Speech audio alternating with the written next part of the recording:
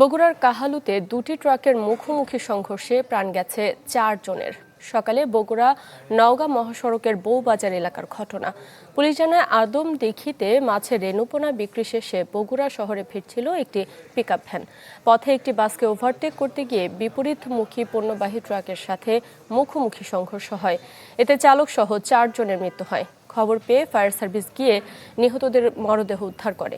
এদিকে শুক্রবার রাতে মোটরসাইকেলে খুলনা থেকে কালিয়াতে যাওয়ার পথে ট্রাকের ধাক্কায় শিশু সহ 2 নারীর মৃত্যু হয়েছে।